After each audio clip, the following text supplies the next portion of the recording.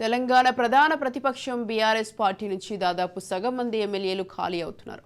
ఇప్పటికే 10 మంది బయటకు వచ్చేగా వారిని కాంగ్రెస్ పార్టీ హక్కున చేర్చుకుంది.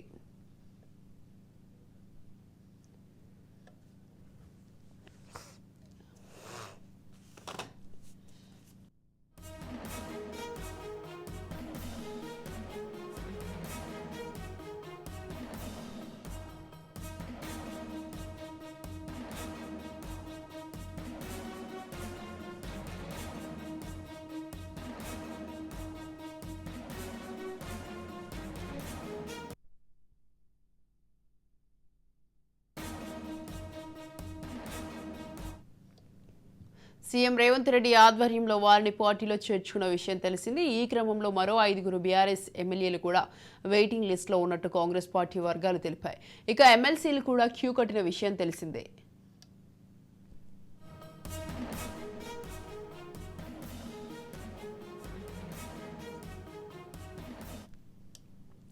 ఇక ఇప్పుడు తాజాగా షేర్లింగంపల్లి బీఆర్ఎస్ ఎమ్మెల్యే అరికపూడి గాంధీ సైతం కండువా మార్చేశారు. జూబ్లీహిల్స్లోని సీఎం రేవంత్ రెడ్డి నివాసానికి తన అనుచరులతో వచ్చిన గాంధీ కాంగ్రెస్ పార్టీ తీర్థం పుచ్చుకున్నారు.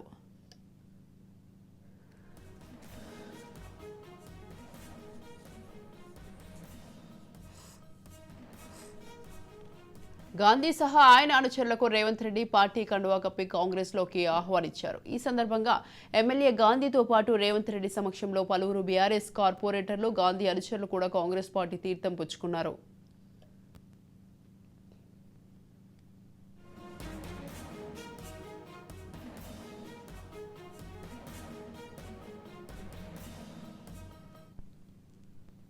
పార్టీ మారిన వారిలో కీలకమైన Serilingampally corporator Nagender Yadav, Miyapur corporator Uppalapati Srikanth, Chandanagar corporator Manjula Raghunath Reddy, Hydernagar corporator Narne Srinivas తదితరులు ఉన్నారు.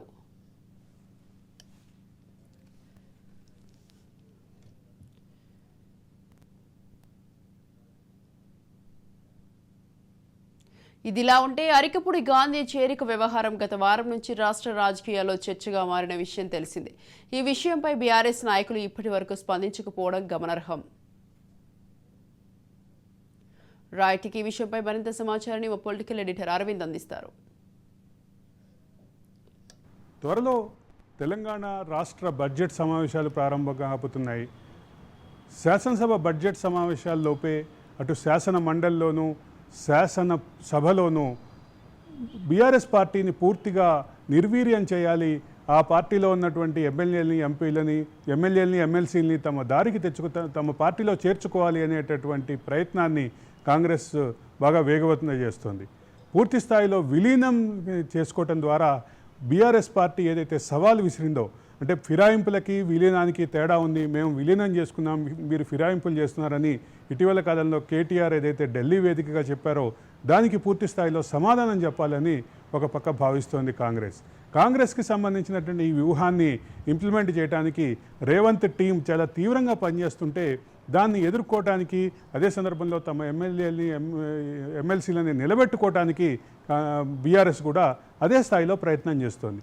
బీఆర్ఎస్ చేస్తున్నటువంటి ప్రయత్నాలకి కేటీఆర్ టీము కీలకమైనటువంటి పాత్ర పోషిస్తుంటే ఆ టీంలో ఉన్నటువంటి సభ్యులే, ఆ టీం కేసీఆర్కి అత్యంత ఆప్తులుగా ఉన్నటువంటి ఎమ్మెల్యేలు, ఎమ్మెల్సీలు ఇప్పుడు బీఆర్ఎస్ వైపు రప్పించడానికి, తద్వారా బీఆర్ఎస్ నుంచి కాంగ్రెస్ వైపు రప్పించడానికి, తద్వారా బీఆర్ఎస్ యొక్క మనోధైర్యాన్ని దెబ్బకొట్టడానికి టార్గెట్గా ఈరోజు కాంగ్రెస్ పనిచేస్తుంది.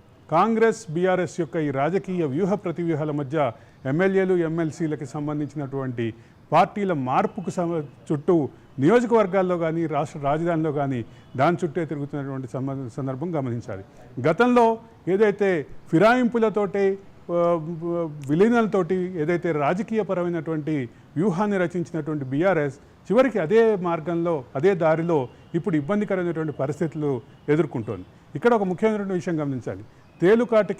పాముకాటికి మందేసే వైద్యుడు అదే పాముకాటికి, అదే తేలుకాటికి గురయ్యాడు అనేటటువంటి సామెతను గుర్తు చేస్తూ ఫిరాయింపులతోటే, విలీనంతోటే ప్రత్యర్థులని బలహీనం చేయాలని భావించినటువంటి బీఆర్ఎస్ ఇప్పుడు అదే రకమైనటువంటి విలీనము, ఫిరాయింపులు, పార్టీల మార్పులతోటి ఇబ్బందికరమైనటువంటి పరిస్థితిలో ఉంది. రాజకీయంగా ఇబ్బందికరంగా ఉన్నటువంటి ఈ పరిస్థితిని వాడుకొని ముఖ్యంగా బీఆర్ఎస్ నాయకత్వం యొక్క మోరల్ని దెబ్బతీయాలి అనేటటువంటి ఉద్దేశాన్నే కాంగ్రెస్ పాటిస్తోంది. ఇదిలా ఉంటే కాంగ్రెస్ ప్రధానంగా చెప్తున్నటువంటి అంశం ఏంటంటే, బీఆర్ఎస్లో ఉంటే మీకు రాజకీయ భవిష్యత్తు ఉండదు, మీ పిల్లలకు రాజకీయ భవిష్యత్తు ఉండదు, మీ నియోజకవర్గ అభివృద్ధికి నిధులు కేటాయింపులు కూడా ఇబ్బందులు వస్తాయి అనేటటువంటి అంశాన్ని గతంలో ఏదైతే బీఆర్ఎస్ పాటించిందో అదే విధానాన్ని పాటించడం ద్వారా కాంగ్రెస్ బీఆర్ఎస్ యొక్క రాజకీయ వ్యూహానికి చెక్ పెట్టాలని భావిస్తోంది. 6 నెలల్లోనే కూలిపోతుంది అని ఏదైతే బీఆర్ఎస్ చేస్తున్నటువంటి ప్రచారం ఉందో ఆ ప్రచారానికి మోరల్గా నైతికంగా అదే సందర్భంలో ఒక స్ట్రాంగ్ విల్గా ఉండేటటువంటి వ్యక్తులని శక్తులని చేర్చుకోవటం ద్వారా ఒక బీఆర్ఎస్కి ఒక భారీ దెబ్బగా మార్చాలని కాంగ్రెస్ భావిస్తున్నది క్లియర్. దీని విషయంలోనే రేవంత్ టీం పూర్తిగా కాన్సన్ట్రేట్ చేసి పనిచేస్తుంది. వ్యక్తుల యొక్క ఎమ్మెల్యేల యొక్క ఎమ్మెల్సీల యొక్క రాజకీయపరమైనటువంటి అనుబంధాలని ముందు ఛేదించడం ద్వారా ఈ టాస్క్ని ముందుకు తీసుకెళ్లాలని భావిస్తోంది అనేది క్లియర్.